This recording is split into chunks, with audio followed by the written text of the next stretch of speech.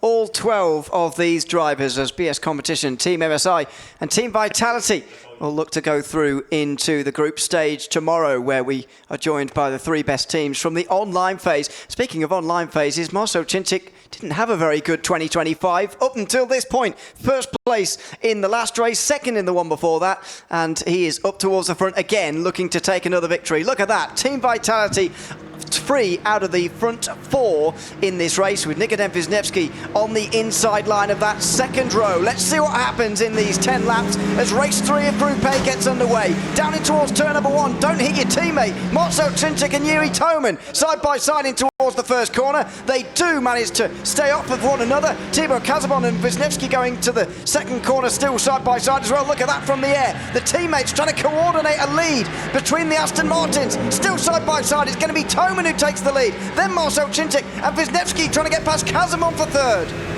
Now we've got the Aston Martins all in a line here, helping each other out with the slipstream. The BMW trying to get into the line, but it can't quite do it.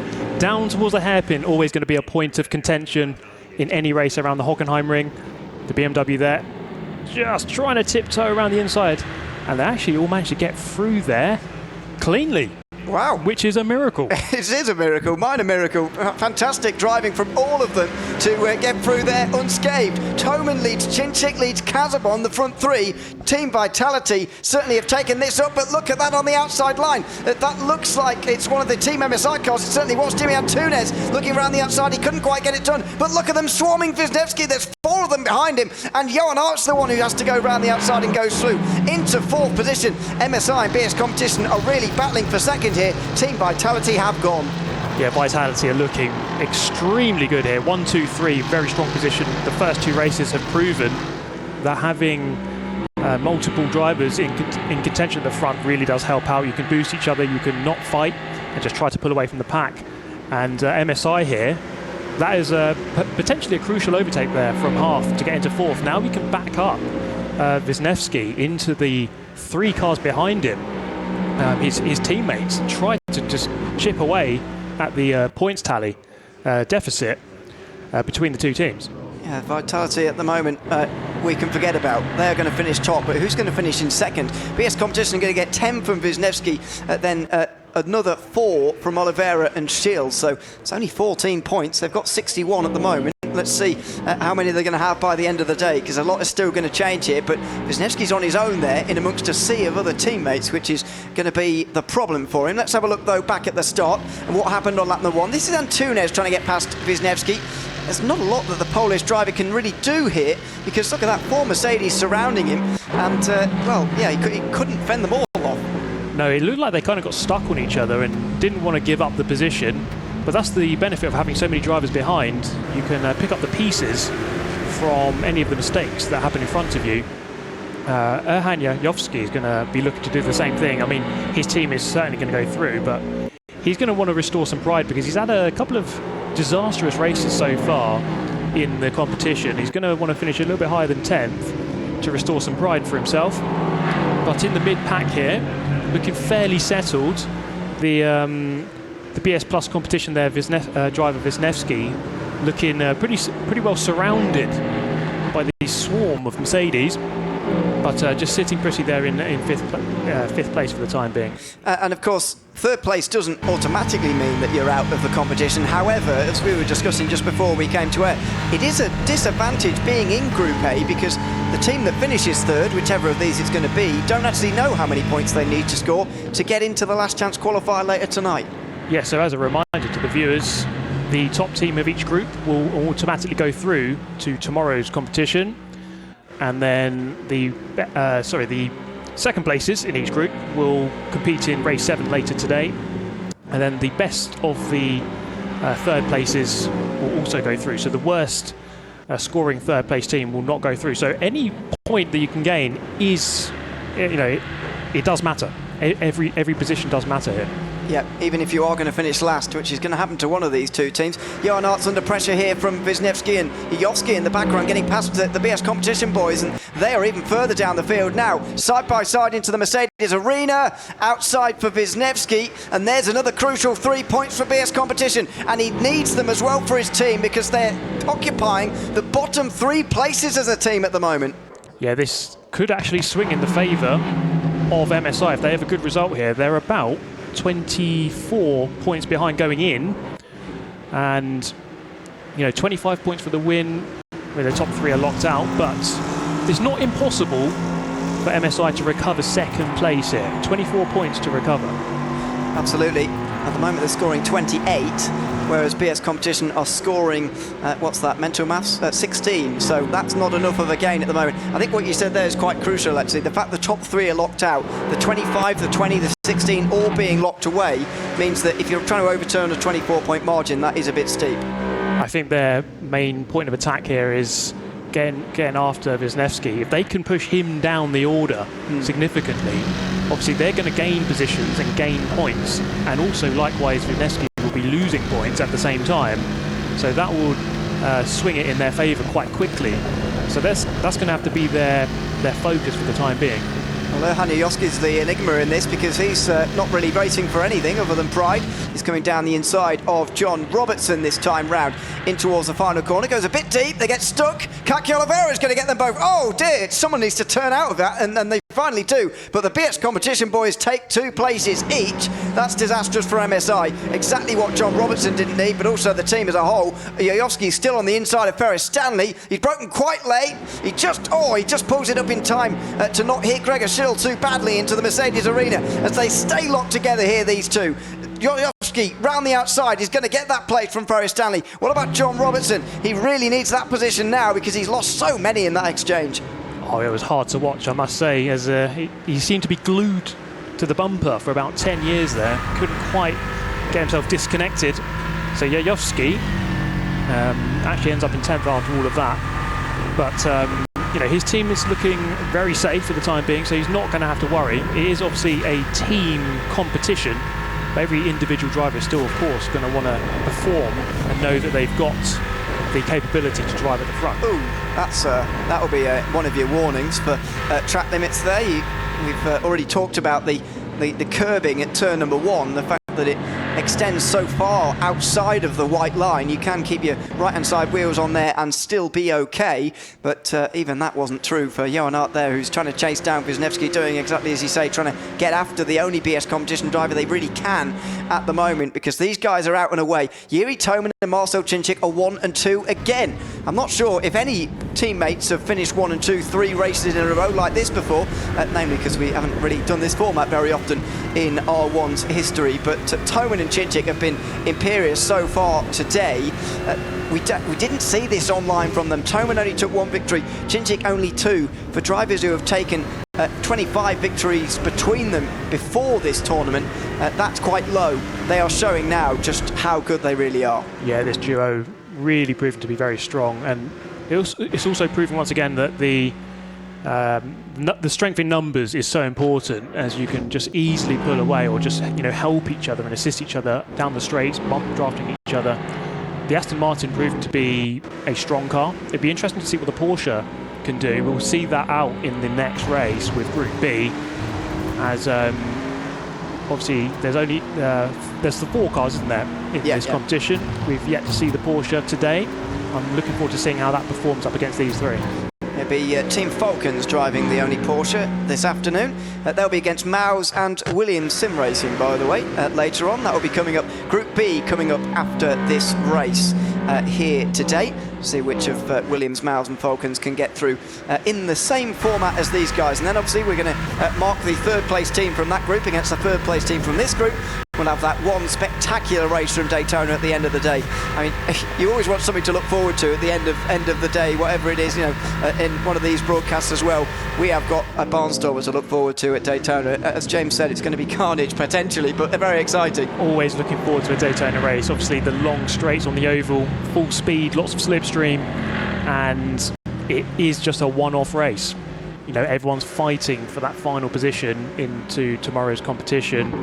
And so you kind of just got to go for it. You're going to have to send it, as Daytona is always going to produce some drama, I'm sure. So Half here just beginning to drop away from Wisniewski, and that's not the direction they want to be going. If they want to really secure that 2nd place in this group, I think Half and Fluke really need to start pushing forward. Fluke had a really good performance in that last race before, obviously, that incident. So he looks like it could potentially be quicker. Rennsport not on the back of Kazabon, so he's not really going to be slowed down at all. So that's just the clear track, the clear air to try and pull away. So MSI running out of laps here to try to rob Rennsport of fourth place. Yeah, potentially stay in the competition as well. It's the point we were mentioning earlier on, that they don't know how many points they require to stay in R1 here at the World Cup in 2025, whereas whoever's last in Group B will know, and that could be a big motivating factor for them. And I think you're right about Jamie Fluke in that last race being so damaging for their hopes, really. He ended up scoring nil points from race number 2. He was running in the top 5 or so. It would have been at least 10 points or so, even if he'd just stayed behind. It's easy to say that now in hindsight, but they would kill for those 10 points right now. It's always so difficult to judge that. He was right behind 2 BS+ competition drivers. Should he go for it, or should he play it safe? It's the finals. You really want to go for it. As with Ferris Stanley looking up the inside here of the Aston Martin. Yayovsky for 10th place. And let's not forget, of course, that every position does count as a point at least. So it's always worth trying. Well, that's the discussion, isn't it? Yeah. Jamie Fluke went for it and it didn't come off, and he actually ended up losing more points. So sometimes you just got to play it safe, but this is the final race now, and I'm sure the team managers have got the calculations, they've got the spreadsheets, they're working out the exact permutations and letting their drivers know, I think you should go for this move because it's going to decide whether or not we go through or not. Or indeed stay behind, because you've got a lot of penalty points. We don't want you to get a qualifying ban or a race ban. Ferris Stanley coming into this weekend, by the way, only 2 points behind his first qualifying ban that you get if you get up those licence points. So maybe BS Competition will say, well, we'll take second, we'll take our chances in the last chance race, but for goodness sake, make sure you can qualify for it, because if you get a couple of penalty points, you will not be able to. This is Jamie Fluke, still behind his teammate. As you say, nobody's got the speed nobody in MSI anyway, got the speed to keep up with Nikodem Wisniewski, who's, as I said earlier, only scored 1 point from both of the races so far. He's finally showing what he can do if things go his way in this final race of the day. Yeah, really solid performance from him, because there's definitely an opportunity in the early stage of this race for MSI to kind of back him up, to try and block him in, to try to push him down the order. They didn't take that opportunity, and hopefully for their sake it won't be hurtful to their cause. But yeah, there's definitely an opportunity for them to make more of a race of this. There he is, 4th place. We'll see what he can do in that last chance qualify. If BS Competition are going to go through from that, they definitely need him firing on all cylinders. Same for Oliveira, and I've been super impressed with Ferris Stanley this year as well, I've got to say. In 2025 he spent 3 months at their Munich HQ, BS Competition, to do the online season in 2025. All the rounds were quite close together. He spent the time in Munich and got some great results, got a race victory as well this year, so super impressed by him for a driver who hasn't been with Rennsport from the very beginning, unlike some of the others like Nikodem here, or indeed the couple in front like Thierry Thoman and Marcel Cinchik. Super impressive from him so far in 2025. We'll be able to see a little bit more of them a little bit later on, but we might be bidding goodbye to MSI in just 2 laps time. The painful thing for them, they just don't know whether what they're doing right now is actually enough for them to stay in the competition past this afternoon. Yeah, on that note of driver performance, I must say I'm just super impressed by all of these guys. Even the guys in last place are super quick. They are the fastest players in the world, and it's not easy to get to this level. For the most part, they're cancelling each other out with their pace, and so the way that they're driving is almost robotic. It's quite incredible to watch firsthand. And back at the front, Thoman and Cinchik, they just haven't really made any mistakes in any of these 3 races, just pulling away at the front, just looking so comfortable. And I think this will put them in a good position tomorrow, to challenge. They'll be quite confident going up against the big boys further on in this competition. Of course, the better placed of the first place teams will get a better seed, so you'll be seed 4 if you've scored more points than the other team who finished top. You'll be seed 5 in that final race. But there's so many similarities, isn't there, between sim racing and real racing, which you've done both of. It's the thing though that I get most from watching these guys, not competing obviously, it's the relentless consistency, the amount of practice you can do and do in sim racing is unbelievable off the scale compared to real life, which some of these guys have done as well. Yeah, it is. It's quite scary how many laps you can do and have to do to get to this level. These guys are so on it. They know every inch of every track and exactly how to drive their cars. Oh, that was a big mistake. Just as I say that, a massive moment into turn one there. Kike Oliveira must have been a clip on the grass there or something, because that car snapped away very, very quickly indeed, but he gathered it up quite nicely. So gaps at the front. Toman leads Chinchik. They look like they're going to finish 1-2 again, with Team Vitality finishing top of the group, and we will be seeing them tomorrow. Thibaut Casamon's under a bit of pressure from Nikodem Wisniewski, but neither of them really need to change these positions around, so I doubt they'll care too much.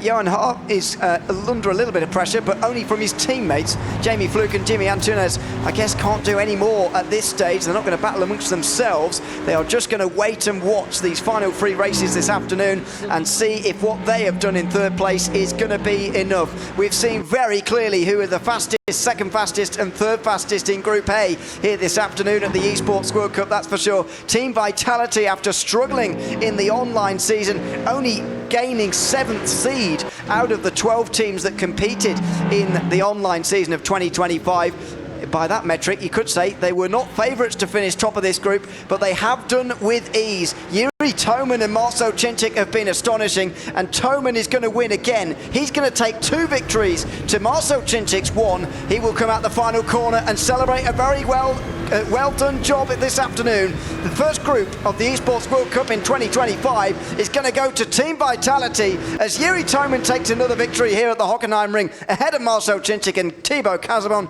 Job done, Team Vitality. We'll see them tomorrow.